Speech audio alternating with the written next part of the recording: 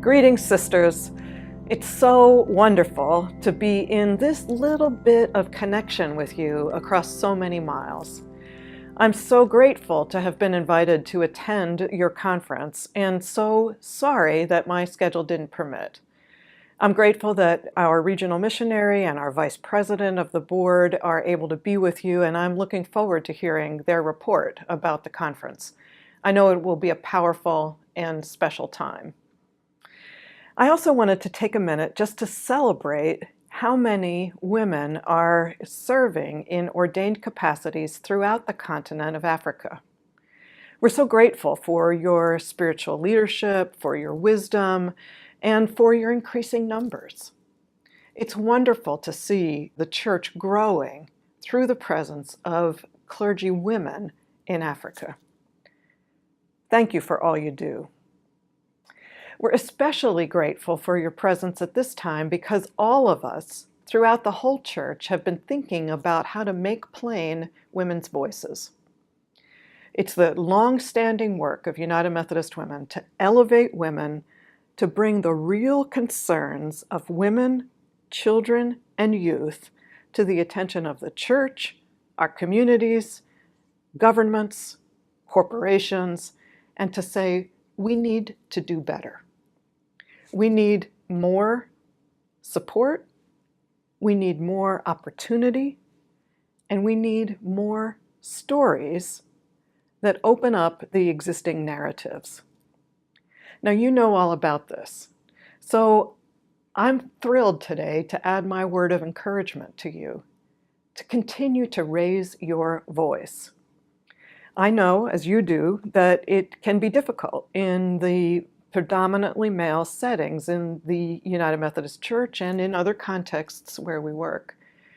But I know that you can do it, and you do it, and that you can do it more. And so can we.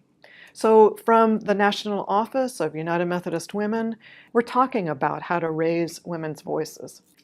One of the things that we know is that it is important for women to support other women. We've learned through a lot of experience that it doesn't work for women to speak for other women.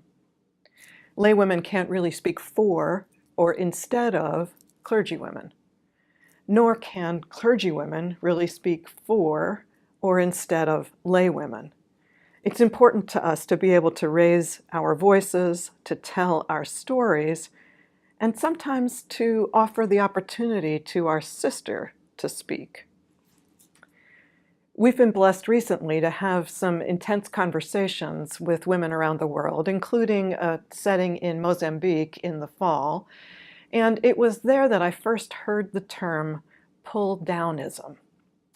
One of the things that our sisters shared is that sometimes when women are advancing or achieving their God-given calling, other women are not always supporting them, and that we aren't always our sister's best help.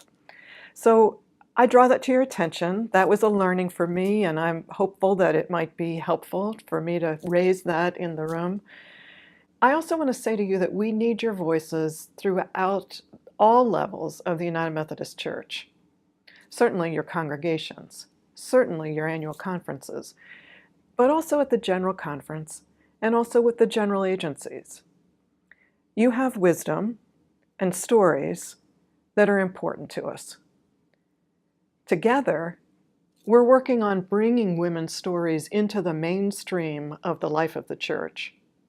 And we're committed to doing it because it's theologically important, it reflects God's image, because God created male and female in God's own image, and we're doing it because it helps direct the church's work to stand beside, support, and undergird women, children, and youth.